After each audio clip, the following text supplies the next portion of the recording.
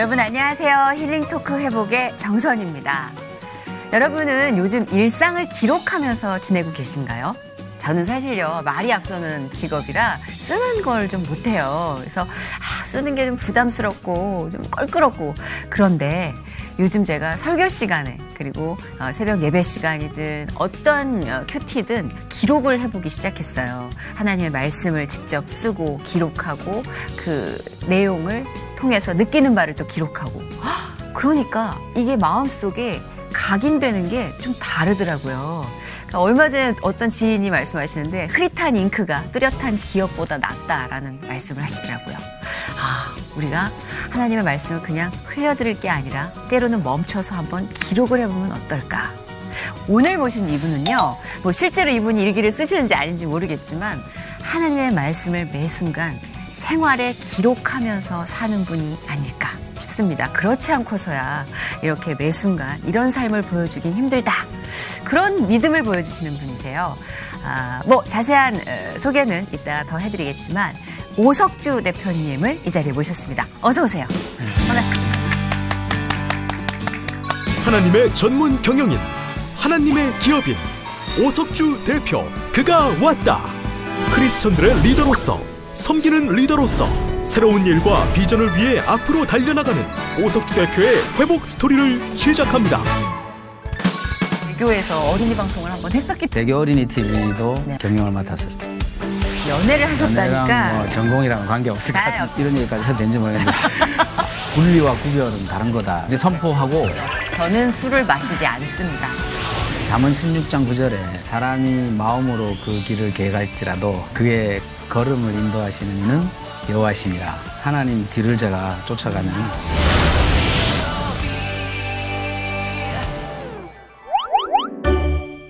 안녕하세요. 네, 안녕하세요. 제가 그냥 분장실에서 받은 느낌이었어요. 그냥 온몸에 하나님의 말씀이 기록되어 있는 분 같았어요. 부담스러우세요? 예. 과찬이지고요. 되게 온몸으로 부담을 느끼시네. 아니 사실 우리 오석주 대표님께서 이런 방송에 이제 좀 익숙하지 않다 보니까 회사를 이끄시는 분이니까 그렇겠죠 아무래도.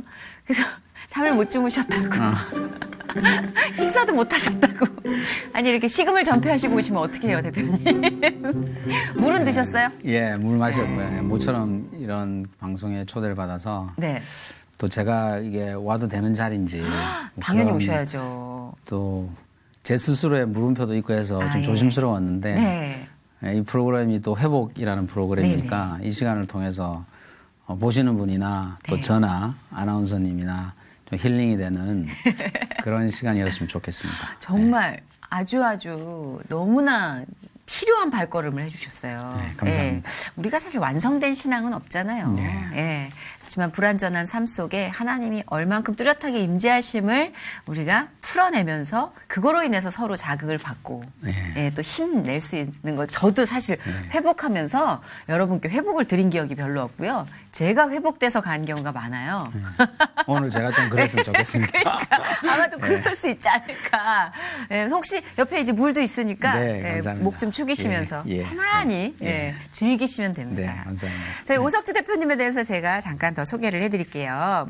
여러분 익히 잘 아는 분은 아시겠지만 성균관대학교 심리학과 졸업하신 후에요. 한국외국어대학교 경영정보학 석사학위를 받고 그리고 한국 IBM에 입사해 사업팀장을 거쳐서 안철수 연구소 대표, 핸디소프트 대표, 대교 CNS 대표를 역임한 우리나라 IT 산업의 역사의 길을 걸어온 산 증인이라고 할 수 있는 분이시죠. 근데 이런 분이 크리스찬이셨대요. 그래서 몰랐는데 왠지 좀 듬직하고 든든한 생각이 들었어요. 자, 근데 제가 이렇게 이력을 살펴보면서 눈에 띄는 어떤 이제 안철수 연구소 뭐 이런 데는 좀 대중적으로도 확실하게 눈에 띄는 데고 대교 CNS도 제가 또 대교에서 어린이 방송을 한번 했었기 때문에 남달라요. 대교 거기도 콘텐츠가. 제가 대표를 맡았었어요. 6년 정도 네. 계셨다고, 6, 7년 그러니까 정도. 대교 어린이 TV도 네. 한 2년 정도 경영을 맡았었어요. 각각 맡고 계셨던 그 파트가 그럼 다 IT 관련했던 거였군요. 그렇죠. IT와 그 방송 영역을 같이 했었습니다. 그러셨구나. 예, 예. 야, 그러면은 어렸을 때부터 굉장히 성적도 그렇고 두뇌가 남달랐던 것 같은. 몇 남 몇 여세요? 저 1남 3녀입니다. 일남 삼녀. 누나들, 귀한 여동생. 아드님이시군요. 감사합니다. 가족들은 그럼 그 당시에 신앙이 있으셨던 상황이었나요? 아니면? 부친은 철저하게 부친 자신을 강하게 믿고 계신 그런 그러니까 종교가 없으신 그런 분이셨지만 뭐 생활력이 굉장히 강하신 분이었고요. 저희 어머니는 또 반면에 굉장히 순종적인 분이어서 네. 아버지가 종교가 없으시니까 네. 같이 무교로 그러니까 제가 어릴 때 환경들은 그렇게 신앙적으로 네. 어느 종교든 그렇게 접할 맞아요. 수 있는 기회가 별로 없었고요. 보편적인 정서였죠, 예, 예. 사실 그게. 예. 그런 상황에서 그냥 뭐 그런 갈증이나 신앙적인 자극 없이 성장을 하셨겠네요. 예, 그렇게 컸던 것 같고 가끔 네. 크리스마스 때 교회를 안 들어본 간 적이 그렇죠, 있었던 것 그렇죠. 같습니다. 맞아요. 그러면 대표님께서 신앙을 갖게 되신 거는 몇 살 때부터예요? 학생 때인가요? 아니면? 아닙니다. 저는 제가 이제 대학원을 마치고 네. 해군 그 전산 관련된 IT 관련된 장교로 이제 군복무를 하게 됐습니다. 그렇겠죠, 예. 그때 해군사관학교의 IT 교관으로 근무를 했는데 그때에 캐톨릭을 접하게 됐어요. 그래서 성당을 이제 다니기 시작을 했고 네.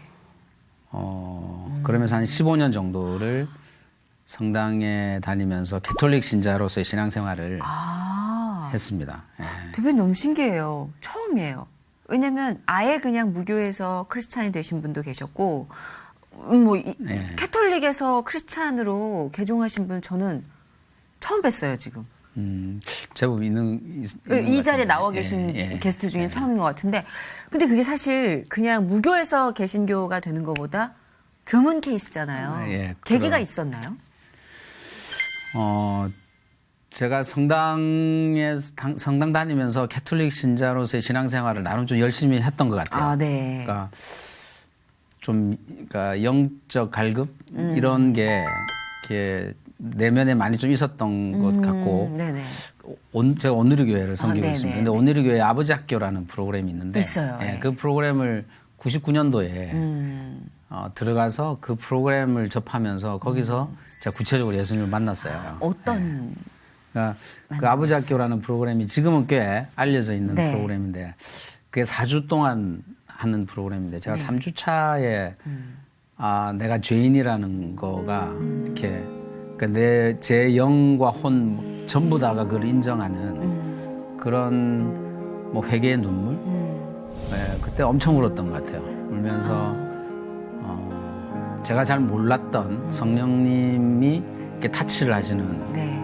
그런 느낌을 받으면서 예수님이 이렇게 말로만 막연한 존재가 아니라 실제 계시는 분이구나. 그리고 지금 내 옆에 계시구나. 이런 거를 아주 확연하게 느끼는 그런 은혜를 받았죠. 예, 그래서 그 다음에 바로 이제 온누리교회를 다니기 시작했습니다. 왜 이걸 구체적으로 여쭤봤냐면 많은 사람들이 하나님을 만난 순간에 대해서 자기 나름대로의 판타지를 갖고 있는 것 같아요. 저도 그랬고요. 그래서 적어도 하나님이 저한테 나타나실 때는 뭔가 되게 막 빛과 천사와 나팔 소리와 막 이런 우리가 들은 매뉴얼대로만 생각을 했었는데 아까 말씀하신 그 눈물과 깨달음이라는 게 예, 정말 막연한 게 아니라는 거를 좀 많은 분들이 이 시간을 통해서 대표님을 통해서 아셨으면 하는 마음에 여쭤봤어요.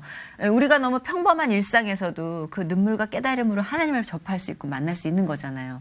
그분이 저기 계신 분이 아니니까. 네, 저는 그때 그러니까 지금 그게 99년이니까 17년 전인데 지금도 생생해요. 그러니까 십자가에 저가 그동안 지었다고 생각하는 죄들. 그러니까 그때는 이제 제가 크리스찬이 아니니까 네. 죄라는 개념도 잘 모르고 했지만 어쨌든 이제 그 프로그램의 한 과정 중에 하나였는데 죄라고 생각했던 거를 종이에 적으라고 그래서 쭉 쓰는데 쓸 게 너무너무 많더라고요. 그래서 이제 그걸 써서 이제 접어서 나무 십자가에 그 죄를 이제 못을 박는 네. 그런 프로그램이었는데 그때 엄청나게 눈물이 나오더라고요. 눈물이 나오는데 주체를 못할 정도로. 근데 그때 이제 제 큰매형이랑 같이 그 프로그램을 듣고 있었어요. 네. 그 큰매형이 제가 너무 그러니까 놀래가지고 그 큰매형은 저보다 더 이제 크리스찬으로 먼저 교회를 다니시던 분이었는데 네. 그 큰매형이 저를 이제 이렇게 막 이게 안정시키려고 하는 뭐 그런 기억들이 지금 있습니다. 뚜렷하죠, 그 기억들이. 네, 굉장히 축복된 시간이었죠. 네, 네. 그러면 대표님 그렇게 하나님을 영접하고 만나고 각성하고 확신하고 그 이후의 삶이 완전히 바뀌게 되던가요? 어떻던가요? 달라진 게 있었다면 어떤 게 달라졌나요? 그게 제 자신이 이렇게 갑자기 바뀌지는 않았어요. 그쵸. 꽤 오래. 네, 좀 위안이 되네요. 그건 아마 그걸 아시고 질문하신 것 같은데. 아니, 좀 위안을 받고 그러니까 싶어서. 저는 분명히 이제 제가 경험하지 못한 걸 경험했고 또 예수님의 존재에 대해서 이제 확신을 갖게 됐지만 뭐 저의 스타일, 뭐 제 성격, 기질 그런 것들, 그러니까 특히 이제 저의 관계에서 이제 관계라고 하면 제일 중요한 관계가 또 가족이니까. 그렇죠, 가족이죠. 그 가족들에게서 보여지는 제 모습들은 변하는데 한참 걸렸던 것 같고요. 제 가족들이 우리 아이와 아내가 당신이 좀 변한 것 같다라는 거를 어느 정도 좀 이렇게 받아준 건 한 10년이 훨씬 뒤였던 것 같아요. 그렇구나. 네. 아니, 그래서 사실 저도 가끔 부담스러운 게 크리스찬으로서 복음을 전파하는 사명이 있지만 내가 똑바로 살지 않으니까 이렇게 좀 그랬던 부분들에 네. 대해서 스스로 정죄하게 되더라고요. 근데 이런 불완전한 삶 속에도 하나님이 끊임없이 개입을 해주시니까 이제 믿고 맡기는 거죠. 근데 대표님의 삶을 보고 누군가가 이렇게 빛에 끌리는 그런 느낌으로 간다면 그게 전도고 복음 전파겠죠. 네. 이제 주님을 영접하고 나서의 일터에서 삶은 어떻게 바뀌었는지도 궁금했어요. 저는 아까 말씀드린 것처럼 네. 예수님을 네. 40살 다 될 늦게 예수님을 만나서 네. 예수님 만나고 나서 되게 좀 마음이 급했던 것 같아요. 그러니까 또 제가 좀 뜨겁게 만난 편이라 네. 되게 그 갈급함이 많았었고요. 그래서 신앙적인 그 훈련, 저희 또 온누리교회가 그런 프로그램들이 굉장히 많아서 그런 것들은 제가 막 찾아다니면서 쫓아다니면서 또 세상적으로도 그 대부분 우리 크리스찬들이 좀 조용한 편이잖아요. 이렇게 일터에서 잘 안 드러내고. 네. 근데 저는 그때 예수님을 만나고 늦은 나이에 만나고 난 지 얼마 안 돼서 그런지 되게 좀 뜨거웠던 것 같아요. 그래서 좀 직장에서도 좀 유별나게, 물론 그거를 거부감이 들 정도는 아니지만 또 이미 그때는 제가 이렇게 어느 정도의 리더의 단계였기 네네. 때문에 이제 상황들을 보면서 되게 좀 적극적으로 내가 크리스찬이고 또 크리스찬이 세상에서 드러내고 영향력을 발휘해야 되고 그런 거에 좀 많이 적극적으로 하려고 했고요. 그래서 이제 안철수 연구소 다닐 때는 신우회를 제가 만들어서 신우회. 그때 신우회가 없더라고요. 네네. 네, 그래서 이 큰 회사에 신우회가 없는 거는 좀 아쉽다 싶어서 이제 신우회를 만들어서 신우회 예배를 시작을 했는데 지금은 어떤지 모르겠어요. 네. 지금 나온 지가 얼마나 이제 좀 돼서 그렇구나. 네, 그런 활동도 하고 그리고 이제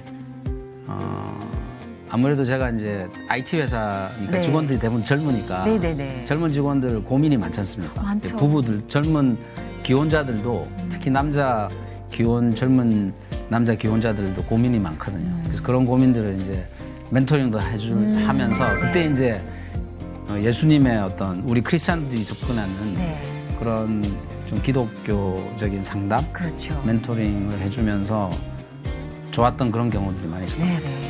아니, 제가 너무 많이 공감을 했던 부분이 바로 그 직장에서 크리스찬 멘토가 존재하는 것이 얼마나 중요한지, 그런 공동체가 얼마나 중요한 건지 저도 최근에 깨달아가고 있거든요. 사실 혼자 너무 힘들잖아요. 누군가, 그렇죠. 예, 멘토가 의지가 돼주고 공동체가 있다는 게 참 든든한 것 같아요. 근데 많은 분들이 왜 종교적인 삶과 일터의 삶을 너무 구별해 놓기 때문에 사실 그것 때문에 신앙적인 괴리감에 빠질 때가 많은데 지금 말씀을 들으니까 왜 하나님께서 늦게 찾아가셨고 그만큼 뜨거움을 주셨는지 또 알 것 같아요. 그렇게 안 뜨거우셨으면 그 정도 위치에서 뜨거움이 식었다면 이렇게 활동을 안 하셨을 수도 있잖아요. 예, 뭐 그럴 그렇죠. 수도. 예, 그러니까 아기 같은 열정으로 이미 사회적으로는 어느 정도 예, 지도자 위치에 있으신 분이니까. 근데 그러면 부인께서는 신앙생활을 시작한 계기가 대표님이 전도하셔서라고 그랬는데 그럼 그 10년 후에 전도를 하신 거예요? 아니면 그 전부터 이렇게 함께 하신 거예요? 전도라기보다는 네. 뭐 바늘 가는데 실 가야 되지 않습니까? 네, 함께 하자 제가 이제 이렇게. 제 아내를 만난 게 이제 아내가 학생 때였는데 네. 저는 이제 군인이었었고요. 아. 제가 그때 성당을 열심히 다닐 때 네네. 그 모습이 아내가 되게 좋았었나 봐요.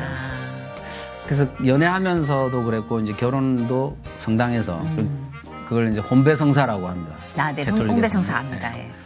그래서 성당에서 결혼을 하고 또 이렇게 이제 캐톨릭 신자로서 신앙생활을 하니까 이제 아내도 당연히 그러셨구나. 그렇게 따라왔는데 제가 이제 99년에 예수님을 만나고 나서 네. 교회로 옮기니까 제 아내도 자연히 자연스럽게. 교회로 옮기게 되고 저랑 같이 이제 신앙생활을 같이 하고 있습니다. 아니, 연애 결혼이셨구나. 아니, 저는 공학도 아닌가. 그 IT는 좀 우리가 보면 우리랑 전혀 다른 뇌구조를 갖고 있는 공부 잘하는 그런 모범생들 뭐 이런 개념이 있잖아요. 근데 이게 연애를 하셨다니까. 연애랑 뭐 전공이랑 관계 없을 것 같은데요. 없죠. 그렇죠. 그래서 이렇게 소개로 만나셨는데 어떠셨어요? 이렇게 처음 만남에 부인 보시고 처음에 딱 확신이 드셨어요? 아니면? 근데 이런 얘기 얼마나 자세히 해야 되는지 모르겠는데 이런 누구 거는 소개로 이렇게 재밌습니다. 제 아내가 누구 이렇게 얘기를 들어도. 멀리서 오는데 네. 그러니까 소개를 해주는 사람이 있었던 건 아니고요. 네네. 몇 시에 이제 누가 올 거다. 그러면은 데스크에다가 이 누구 있느냐고 해서 이제 만나게 제가 하겠다고 했는데 멀리서 이렇게 누가 싹 입구로 들어오는데 저 여자다 싶더라고요. 근데 그래서 남자들은 그렇게 만나면 느끼지? 아니 이게 여자들한테 질문하면은 이 남자다 싶은 뭐 생각이 들었다 첫 만남 이런 답이 좀 드물어요. 근데 남자분들은 거의 결혼한 분들이 이 생계를 위한 어떤 애드립인가요? 아니 뭐 그건 아니고 그때 진실인가요? 그래서 진짜요? 저 여자구나 싶었고요. 그래서 뭐 결혼을 하겠다라는 마음도 빨리 좀 먹었던 것 같고. 그래요. 프로포즈도 좀 빨리 했던 것 같고요. 예, 근데 이제 성격은 너무 달라요. 성격이나 제가 또 심리학을 전공했으니까. 야, 그렇군요. 그거를 좀 나름 제가 갖고 있는 학문적 지식을 가지고 연애할 때도 이렇게 제 나름대로 많이 분석해보고.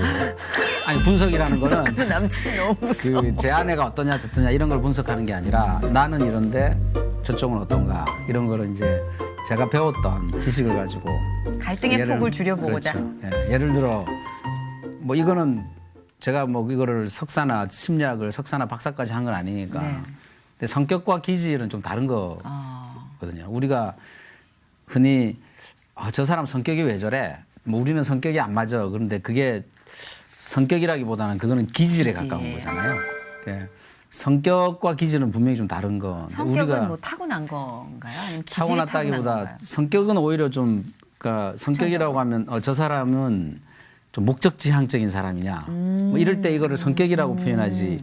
이거는 기질이라고 표현을 안 하잖아요. 기질은 어떤 거예요? 뭐 기질이라는 다혈질 거는 뭐 이런 거? 다혈질, 뭐 성격이 급하다. 뭐 이런 네네네. 거를 기질이라고 하는 것 같은데 제 아내는 기질적인 면에서는 되게 이렇게 그런 반응에 대해서 무디다라고 좀 하면 결이 또 이렇게 막 날카롭지 무디다고 하면 또 않고 야단 맞을 거니까 결이 고운 분이시죠. 이렇게 굉장히 좀 폭이 넓은 편이에요. 이렇게 자극에 대해서. 근데 저는 자극에 대해서 바로바로 이렇게 대응을 하는 편이고. 그러니까 그런 부분들로 되게 갈등이 많았었고요. 결혼해서도 그런 것들이 둘 간의 이 굉장한 갈등과 뭐 이런 얘기까지 해도 되는지 모르겠는데 이거 이혼해야 되는 거 아닌가. 대한민국의 모든 부부들이 그런 갈등의 고비를 넘지 않나요? 네, 막 그런 생각이 막 그런 상황이 되면은 둘이가 막 어떻게 어쩔 줄을 모르는 거예요. 그렇죠. 경험해보지 않았던 갈등이니까. 근데 이제 수많은 크리스찬 부부들에게 이제 물어보면 부부싸움에 대해서 물어보면은 그게 참 천차만별이잖아요. 예배 다음에 와가지고 싸운 부부도 있고 막. 많이 싸웠죠. 그렇죠. 싸우고 가서 예배에 앉아가지고 있는 부부도 있고 삶이라는 게. 예배 들어갈 때는 싸운 적이 별로 없는데 네네. 끝나고 나서 나오면서 이제 저는 이제 그게 또 이제 성격이나 기질적인 면일 것 같은데 네네. 저는 그 예배를 막 나눠야 돼요 또. 그러니까 이제 집에 오는 길에 저는 아내랑 얘기를 해야 왜 돼요. 뭐 설교가 어땠고 뭐 지난 한 주가 어땠고 이거 막 저는 나눠야 되고 제 아내 성격은 그걸 그냥 안으로. 있는 그대로 안으로 받아들이고 자기 것화하고 그런 스타일인데 저는 그게 반대라서 차 안에서 이제 얘기 좀 하다가 네. 그게 서로 간에 이제 코드가 잘 안 맞아지니까 그러면은 뭐 은혜 받고 나와서 뭐 그런 적이 되게 많았어요. 맞아요. 그게 다 리얼한 우리의 삶인 것 같아요. 그래도 정말 그래도요. 주님을 믿고 나서 싸우는 거 주님 없이 싸우는 것보다 훨씬 더 낫지 않나요? 그죠? 그렇죠. 싸울 땐 싸우더라도 갈부가 없잖아요. 주님이 안 계시면 그 싸움은. 회복 기간이 빨라지고 그렇죠. 그리고 이제 지금은 거의 안 싸우죠. 그렇죠, 네, 그렇죠. 지금은 이제 네. 지혜를 많이 주시니까. 네. 그 부인께서는 어떤 점을 가장 높이 사셨다고 그러던가요? 왜냐하면 이렇게 약간 묵뚝뚝하신 것도 같고 이게 표현한 그런 게 좀 다를 것도 같은데 왜냐하면 이게 선입견이 있어요. 여자들이 IT 관련 업계에 계신 분들에 대해서 어느 정도 이미지가 있거든요.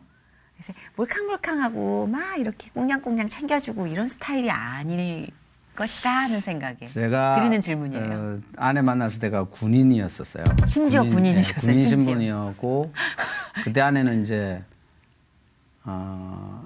결혼 정년기여서 아마 집에서 막 선을 보고 있었던 상황인 것 같고요.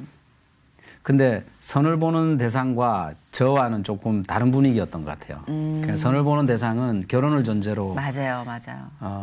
보는 대상이었고 저는 그런 대상이 아닌데 남자가 이렇게 군인이어서 그런지 네. 뭐 세상 물이 아직 덜 들었고 순진해 보이기도 하고 네네. 그런 거에 매력을 느꼈다고 나중에 잘 속았다고 보셨네. 그러더라고요. 다 남녀 모두 그냥 그런 느낌 속아서 결혼합니다. 그렇지만 그게 아름다운 착각이죠. 하나님이 우리에게 주신 선물이죠. 안 그랬으면 누가 결혼을 하겠어요. 근데 결혼도 사실 주님 안에서 잘 경영을 한다면 충분히 시너지를 많이 얻을 수 있는 아주 가장 아름다운 집합체가 될 수 있다는 걸 많은 크리스찬 부부들이 보여주고 계신 것 같아요.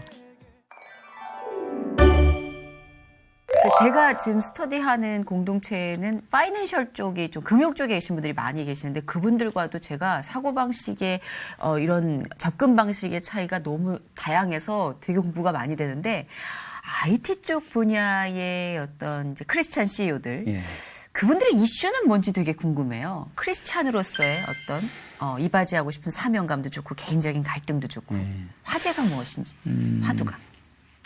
일단 이제 우리가 두 가지 공통점이 있죠. 그러니까 같은 기독교 신자라는 거랑 그다음에 같은 IT 분야에서 일을 한다는 거. 또 하나 이제 CEO라는 거. 이 세 가지 공통점이 있는데 네. 같은 분야에 일을 하니까 이제 서로 굉장히 교류나 교제가 더 깊이 있는 것 같아요. 네. 깊이가 있고 현실적인 것들이니까 우리가 현실적으로 고민하는 것들이니까. 네. 그래서 크리스찬이면서 IT 분야에 일을 하면서 고민하는 것들. 그게 이제 공통적인 것들이 몇 가지가 있는데 가장 큰 게 어떤 거예요? 고민하는 것들 중에? 가장 크다라기보다 기본적인 거는 일단 기업이 생존을 해야 되잖아요. 서바이벌. 가장 그렇죠. 중심이죠. 그러니까 이제 그 서바이벌에 대한 기본이죠. 고민들. 그러니까 사업에 대한 얘기들을 많이 하고요. 두 번째가 이제 우리가 크리스찬이기 때문에 그 크리스찬으로서 사업을 어떻게 그쵸. 영위해 나갈 거냐. 그렇죠. 그런 부분들 서로 많이 얘기 나눕니다. 그쵸. 예를 들어 뭐 IT 쪽도 접대 문화가 되게 강한 맞아요. 산업 네, 분야거든요. 네. 그래서 이런 접대 문화를 어떻게 극복해 왔냐. 뭐 이런 것들도 중요한. 지금은 다 이제 그런 거는 그렇죠. CEO시니까. 다 이제 넘긴 사람들이죠. 네, 그런 걸 다 사실 그 극복한 중간 사람들이죠. 후배들한테 조언이 많이 네. 필요한 그래서 그런 분들이죠. 네. 주제들이 뭐 공통적인 주제들이었던 것 같아요. 그러시군요. 네. 근데 지금 말씀해 주신 중에 접대 문화와 회식 문화 이런 게 일반적으로 직장 생활 하시는 분들께 저희도 사실 개그우먼이고 뭐 이제 연예 파트에 있지만 연예계도 이런 회식 문화와 그렇죠. 예, 네. 집단적으로 교류하는 콘텐츠가 정말 멀리 있는 경우가 많아요. 그래서 들어오면 제일 많이 힘들었던 부분이 그거라고 얘기를 하는데 먼저 이제 신앙생활을 하시면서 직장생활을 출발하신 케이스는 아니잖아요. 아, 그렇죠. 성당을 다닐 예. 때 이미 성당은 캐톨릭 그렇죠. 신자들은 이게 술, 좀 담배 조금 다 더 하죠. 어느 정도는 그 자유스럽죠, 여지가 그렇죠. 있잖아요. 예, 예. 예. 근데 그런 부분에 있어서는 어떤 식으로 해결들을 하시는지 되게 궁금해요. 근데 사람마다 좀 다 여러 가지 방법들이 있는 것 같은데요. 네네. 저 같은 경우는 저는 일단은 뭐 저 청년들한테도 그런 얘기를 하는데 일단은 그런 자리를 피하지는 마라라고 얘기를 하고요. 저 스스로도 그랬습니다. 우리가 크리스찬이지만 이렇게 세상 속에 있어야 되는 존재들이기 때문에 그래서 가끔 제가 생각한 게 분리와 구별은 다른 거다 그런 생각을 많이 그것도 이렇게 기도 중에 또 그런 인도하심을 주시더라고요. 이렇게 그런 자리가 뭐 세상 사람들 뭐 표현이 세상 사람들이라 우리가 흔히 있는 그런 우리도 자리들이 세상 사람들이죠. 그렇죠. 뭐. 나쁜 예. 게 아니잖아요. 맞아요. 우리는 이제 그런 거와 좀 구별돼야 되는 거지 분리되면 안 되니까 그래서 그런 자리를 가더라도 거기에서 이제 크리스찬으로서 지켜야 될 거를 지키는 그 구별됨을 지키고 보여주는 게 좋겠다. 물론 그게 굉장히 어렵죠. 어렵죠. 어렵고 좀 짓궂은 사람들을 만나면 뭐 술을 많이 권하기도 하고 네. 또 더 짓궂은 사람들은 좀 혼을 내기도 하고 그렇죠. 재미없어 하고 네. 뭐 오 대표 있으니까 재미없어 이런 맞아요, 표현들 맞아요. 그러니까 분리되지 않으면서 그 안에서 내 존재를 분명히 부각을 시키면 이제 시간이 지나고 친해지게 되면 이제 이해하고 그러면 그 다음부터는 저를 배려해주고 그런 상황들로 많이 바뀌는 것 같아요. 그 과정 자체를 막 짐스럽게 생각하면은 너무 쉽게 지칠 것 같아요. 예. 그죠? 지금 청년들은 그런 청년들이 많은 것 같더라고요. 많아요. 예, 아예 막 그런 자리를 아예 또 멀리하려고 하고 배타하거나 예. 아예 그냥 포기 상태로 들어가서 완전 흐적시거나. 근데 사실 그 과정 중에 그 갈등을 모두 하나님께 매 순간 저도 그랬던 것 같아요. 너무 많이 죄의식을 느끼고 어떻게 해야지. 그래서 저는 이러면서. 예, 그거를 제 나름대로 슬기롭게 한다고 하면서 막 방법을 찾은 게 네. 양주를 마시는데 네. 하면 그 우롱차요. 우롱차 네. 그다음에 이제 오찬물 같은 거 있잖아요.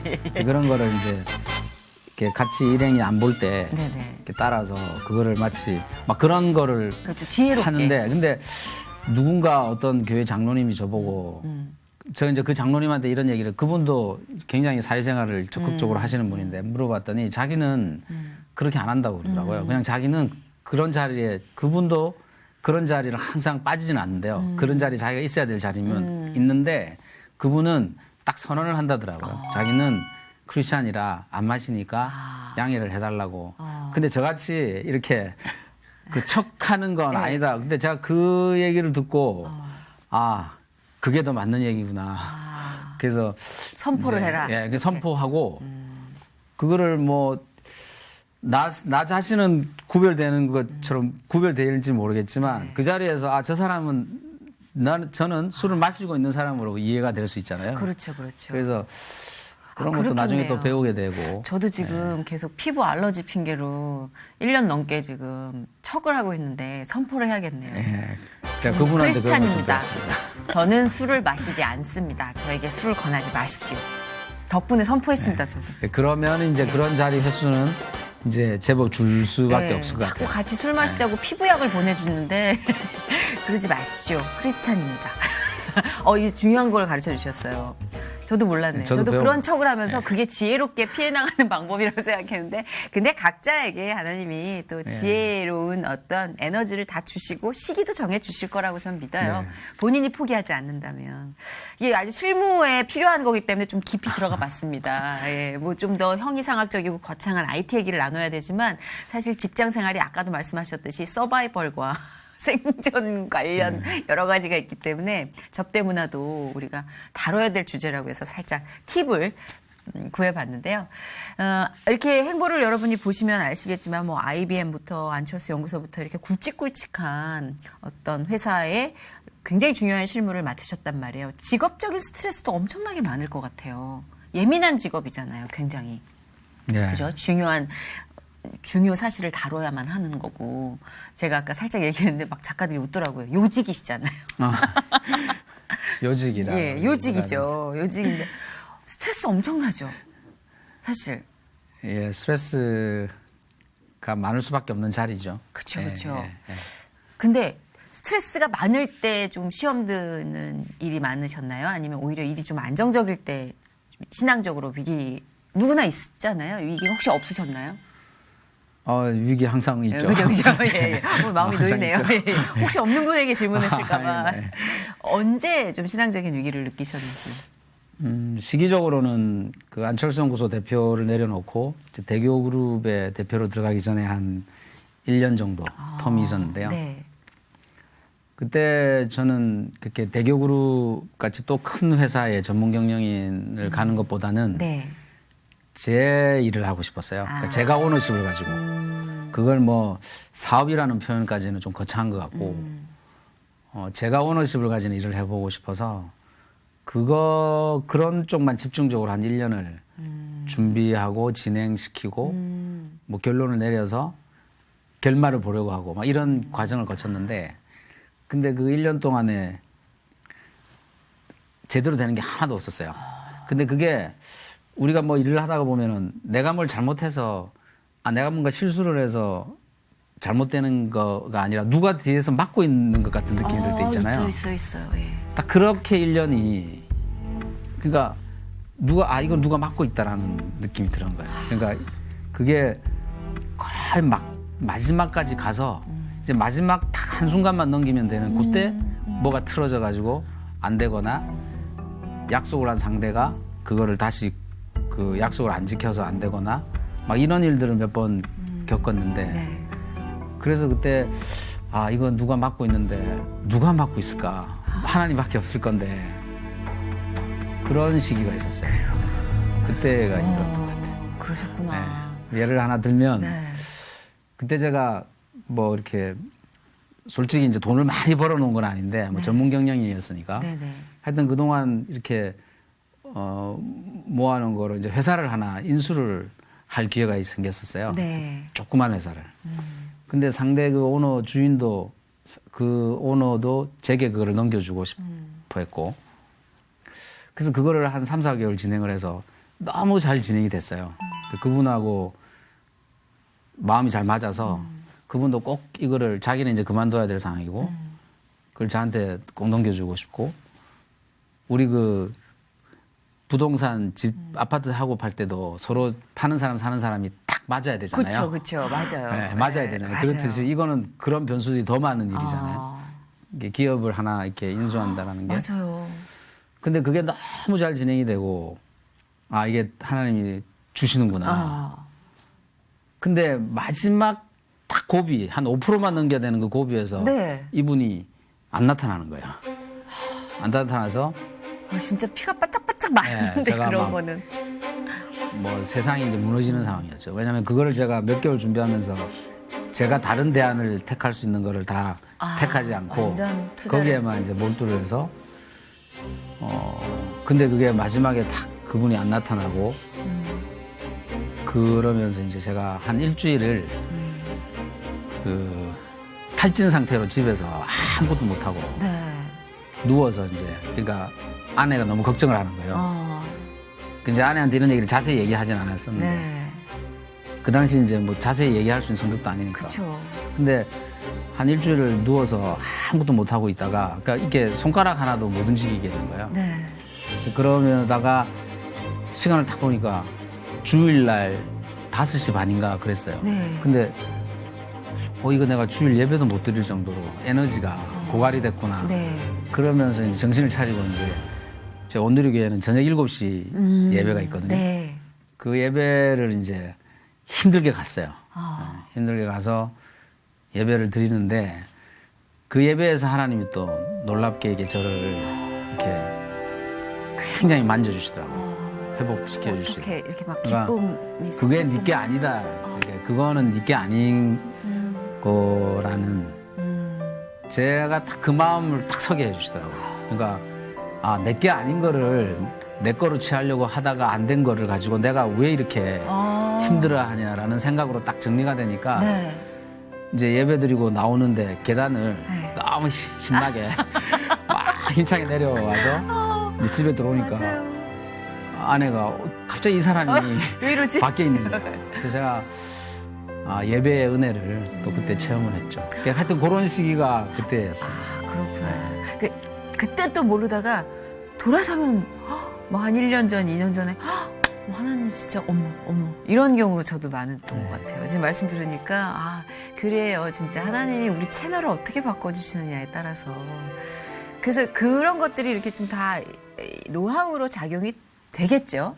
되고 있는 거겠죠. 그런 어떤 여러 가지 경험과 훈련이겠죠. 그렇죠. 그래서 지금 이제 대교 그룹을 떠나서 지금 제가 뭔가 새로운 준비를 또 네네. 하고 있는데 그 이전만큼의 그런 뭐 불안이나 두려움이 없는 건 아닌데 그런 경험과 훈련을 통해서 뭔가 미래가 또 어떻게든 하나님의 계획대로 열릴 것이다라는 그런 이제 훈련에 의한 믿음 같은 게 그렇죠.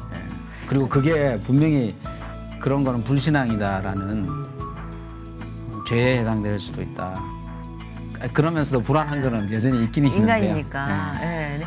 그 말씀에 철저히 순종하고 우리가 훈련을 받는다는 게 참 중요한 것 같아요. 저는 자연스럽게 일어나는 마음이나 느낌이 진짜 믿음이지 뭐 훈련이나 연습을 통하는 건 강제 아니야라고 생각했던 어리석은 시기가 있었는데 어렸던 시기가. 근데 그 신앙의 훈련이라는 게 참 중요한 것 같더라고요. 어떤 일에 대한 반응이나 반사적인 내 대응을 좌지우지 해주니까 아무래도 많은 분들, 멘티들에게 멘토가 되어줄 수 있는 그런 직접적인 삶의 간증이 아니었나 싶은데요.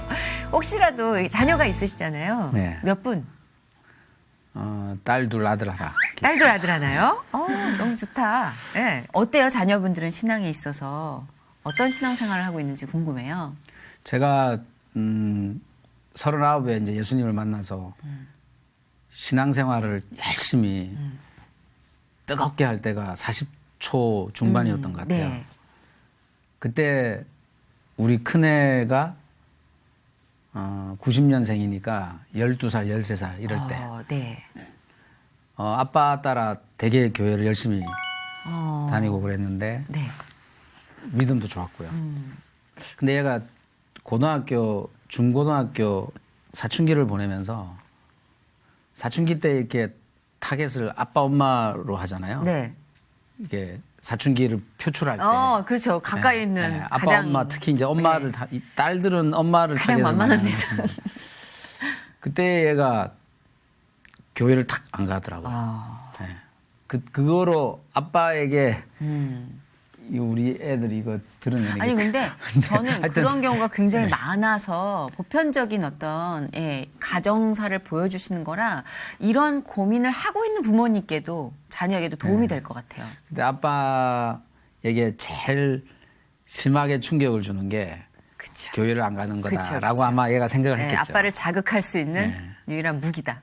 이렇게 생각하는 그래서 거죠. 그때 교회를 안 가더니 대학교 가서 다시 좀 근데 신앙적으로 우리 큰애는 조금 회복을 좀 더 해야 되는 그런 숙제가 있고요. 각자 시간표가 있죠. 뭐. 저랑 그런 얘기들 많이 조심스럽게 그러니까 둘 간의 대화는 많이 하는데 그 신앙적인 그 부분만 이렇게 다 걔가 이렇게 막을 일단은, 치고 있어서 조금 시간이 더 필요하고 그렇죠, 그렇죠. 둘째, 셋째는 되게 신앙적으로 잘 가꾸어져 있는 것 같고요. 신앙적 사춘기가 있는 것 같아요. 그래서 그때 이제 부모님께서 얼마나 기도를 하고 내가 보지 못하는 곳에서 기도를 했는지 나중에 알게 되더라고요. 그리고 결국 제 경험으로 비춰봤을 땐 하나님과의 관계는 1대1이기 때문에 아마 혼자 부르실 겁니다. 이렇게 일로 와. 그렇게 해주시기를 내가 얼마나 기도하고 사랑하는데 있고요. 이러면서 기다리고 있습니다. 그럼요. 아니, 솔직한 이런 고백들이 오히려 이렇게 막 우리가 범접할 수 없는 신앙의 아우라야 이런 삶도 물론 훌륭하지만 훨씬 와닿을 것 같아요. 그래 지금 나만 속상한 게 아니구나. 다들 이런 과정을 거쳤구나. 그렇죠. 더 각별한 부르심과 사랑이 준비돼 있을 거예요. 네. 오늘 이렇게 얘기 이렇게 나누면서 되게 저는 처음에 막 이력이 화려하셔서요. 그래서 대표님이라 대표님 토크는 따로 있지 않을까 했는데 되게 인간적이고 편안하게 아빠로서 그리고 직장인으로서 이런 얘기를 해주셔서 좀 편했어요. 어떠셨어요? 능력이신 것 같아요. 그렇지 않아요. 편하게 해주셔서 하나님이 함께 해주셨다고 저는 믿고요. 두서없는 질문이었지만 성실히 답변해 주셔서 그것 또한 너무 감사했습니다. 혹시라도 저희가 중보할 수 있는 기도가 있으면 비전, 네, 함께 나누고 싶은 비전 있으면 말씀해 주세요. 좀 개인적인 얘기긴 한데 네네. 제가 한 20몇 년 이렇게 또 후반기 한 10년 가까이는 이제 전문 경영인으로 하면서 힘든 것도 많았고요. 네. 또 좋았던 것도 많았지만 그래서 지금은 이제 제가 그동안의 이 경력을 가지고 제가 오너십을 가지고 뭔가를 좀 하고 싶은 그런 준비를 하고 있습니다. 지금 반 이상은 준비가 된 것 같은데 조금 그런 거를 하기에는 좀 늦은 나이이긴 한데 그런 게 어딨어요? IT는 또 되게 젊은 아이, 산업이라서 물론 그렇긴 하지만 우리가 너무 나이에 민감한 것 같아요. 그렇죠? 왜 쿡은 그렇지 않아요? 그래서 그런 준비를 아, 기도하면서 네네. 길을 열어주시기를 네. 기도하면서 준비하고 있고요. 그럼 저희가 어떻게 기도를 해야지 될까요? 이제 중보 기도를 드릴 때 그 제목 저희는 어려운 단어가 있으면 힘드니까 우리 오석주 대표님을 위한 기도. 제가 네. 이렇게 변화를 넘길 때 네. 생각과 말로 또 행동으로도 이렇게 하나님 인도하심을 구한다고 막 하지만 네. 새벽 기도도 가서 많이 강구하고 근데 막판에 딱 결정을 내릴 때는 네. 제 생각이 너무 강한 때가 많았다라는 네. 그런 생각이 들 때가 많이 있어요. 네. 그래서 제가 제일 사모하는 말씀이 네네. 아 진짜. 뭐 여러 가지 말씀이 궁금해요. 있지만 잠언 16장 9절에 네. 사람이 마음으로 그 길을 계획할지라도 네. 그의 걸음을 인도하시는 이는 여호와시니라. 아멘. 그 말씀이 있어요. 그래서 막 제 생각대로 결정해놓고 막 불안하고 이럴 때 하나님 그럴 때 이 말씀이 생각이 나는 거예요. 그럴 때 이제 하나님께서 야 네가 네 맘대로 결정해놓고 지금 나한테 왜 이렇게 구하고 있냐 그런 생각이 들다가 또 그런 말씀이 있지. 맞아요. 위로가 되는. 맞아요.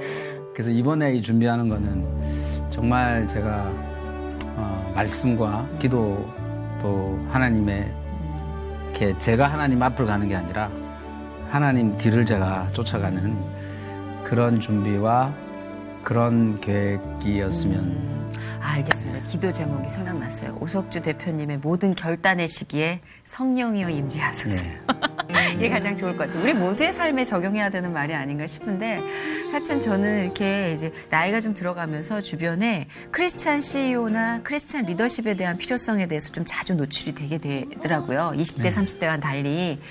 그래서 그래 맞아. 크리스찬 리더십이라는 게 너무나 필요한 세상을 살아가고 있어. 그런 의미에서 우리 오석주 대표께서 기획하시고 계획하는 그 회사가 크리스찬의 리더십을 하나하나 쌓아가 세상에 표대로 설 수 있는 그런 회사로 세워지기에 또 하나님께서 임재해 주실 거라 믿고 여러분과 함께 기도를 나누고 싶어요. 감사합니다. 오늘 이 시간 보내주신 이유도 그게 아닐까 싶은데요. 그죠?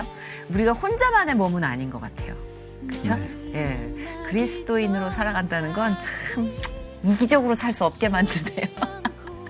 그렇다고 뭐 마냥 우리가 이타적이고 순결한 삶을 사는 건 아니지만 노력하겠습니다. 네, 오늘 감사합니다. 대표님 덕분에 또 그 표대를 읽었고요. 함께 해주신 이 시간 너무 감사드리고요. 계속해서 기도로 중보하겠습니다. 감사합니다. 감사합니다. 네. 네.